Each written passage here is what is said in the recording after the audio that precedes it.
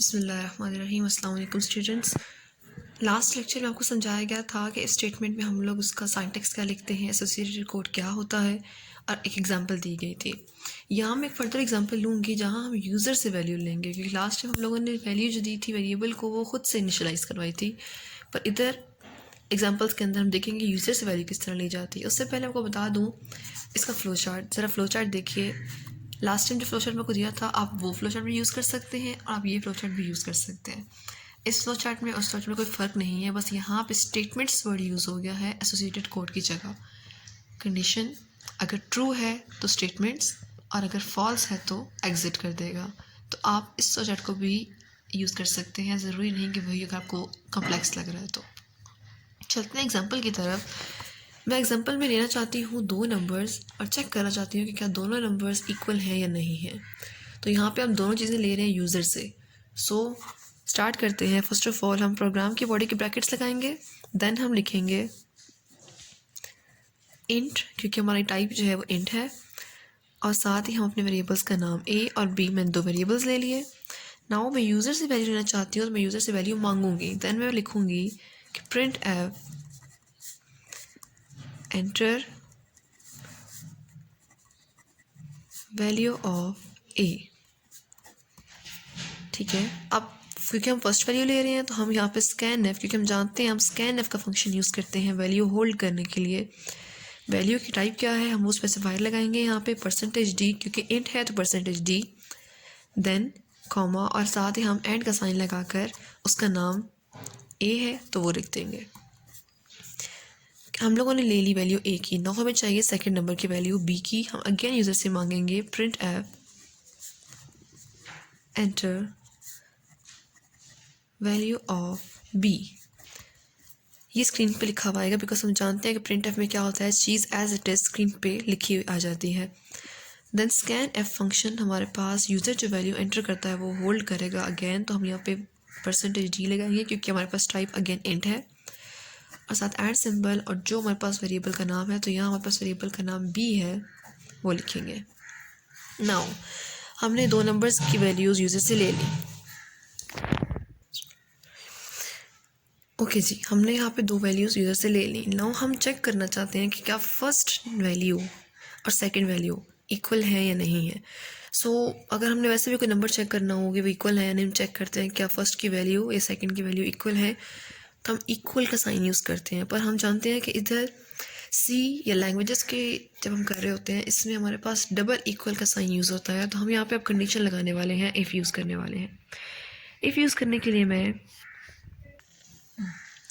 Now if के लिए हम लिखेंगे इफ़ हम क्या चेक करना चाहते हैं, ए और बी क्या ये इक्वल है या नहीं है, तो हम यहाँ पे लिखेंगे ए इक्वल।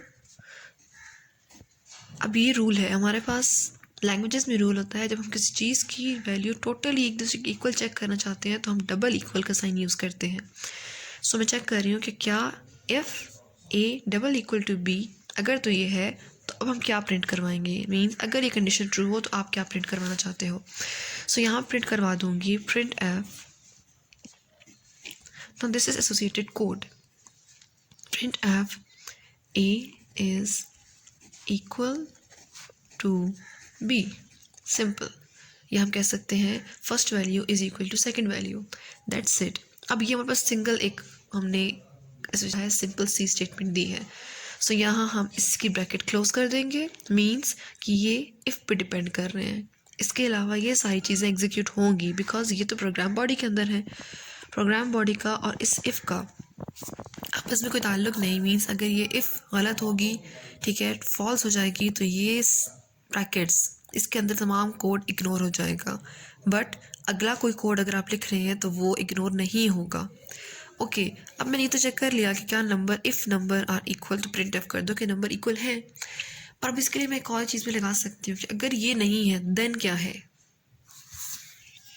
ओके, तो नाउ हम कह सकते हैं कि अगर वो ट्रू नहीं है तो फिर क्या प्रिंट हो जाए, तो हम कहेंगे यहाँ पे कि प्रिंट एफ सिंपली कर दो, simply print F numbers are not equal, and then हम यहाँ पे गेट ch,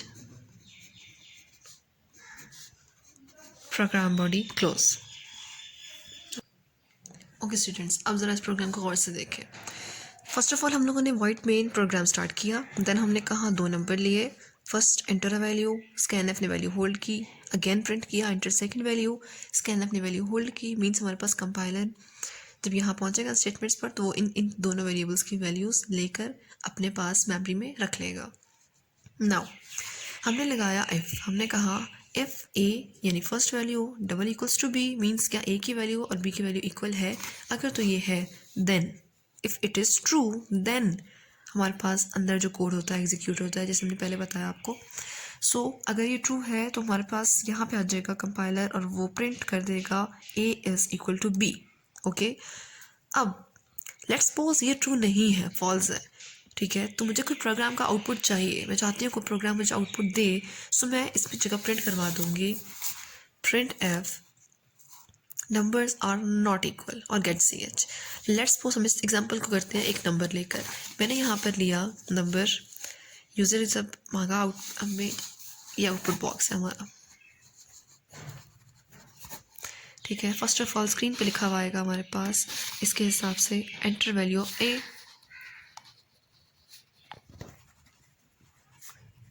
ठीक है, और एंटर वैल्यू ऑफ ए में हमारे पास वैल्यू होगी ए की स्टोर। लेट्स सपोज मैंने एंटर किया ए 5, ठीक है, और साथ ही मैंने कहा कि print enter value of B, again इसका हमारे पास स्क्रीन पे आएगा लिखा हुआ कि enter value of B,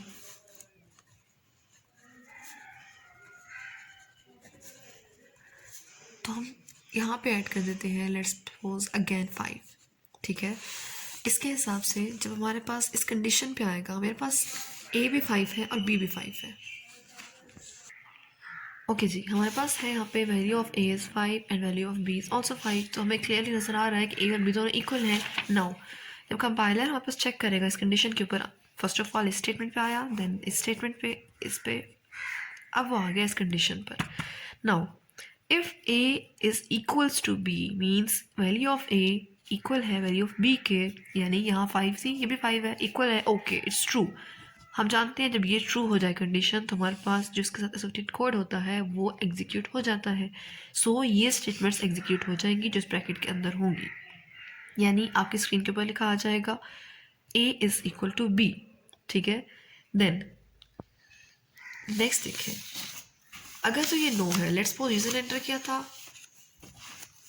A is 15 and B is 5, इस केस में हमारे पास ये कोड इग्नोर हो जाएगा, ठीक है, क्योंकि ए इक्वल्स टू बी ये कंडीशन फॉल्स हो गई है, क्योंकि ये फॉल्स हो गई है सो हमारे पास ये पूरा कोड इग्नोर हो जाएगा, यानी इस ब्रैकेट से इस ब्रैकेट तक तमाम कोड कंपाइलर टोटली इग्नोर कर देगा और नेक्स्ट कोड पे आ जाएगा नंबर्स आर नॉट इक्वल, और साथ ही हम कहेंगे गेट ch, तो हमारे पास आउटपुट पे आ जाएगा numbers are not equal, simply.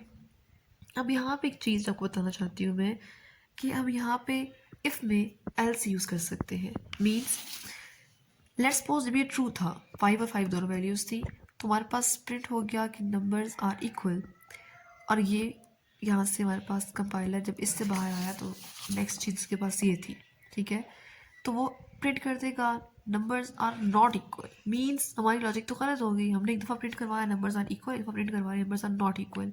सो हम यहाँ पर एक और केस यूज़ कर सकते हैं, वो है एल्स।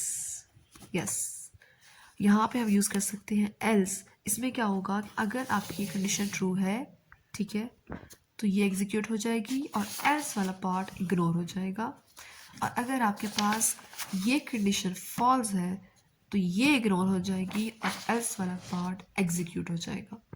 सो हम कह सकते हैं यहाँ पास चॉइस आ गई है यहाँ पर कि अगर आपको चॉइस दी जाए कि आपने इसमें से एक चीज़ को ट्रू करना है तो या तो ये स्टेटमेंट एग्जीक्यूट हो जाएगी या फिर ये हो जाएगी। जब हमारे पास या मीन्स ऑप्शन आ जाए दो चीज़ों का, वहाँ हम यूज़ करते हैं एल्स।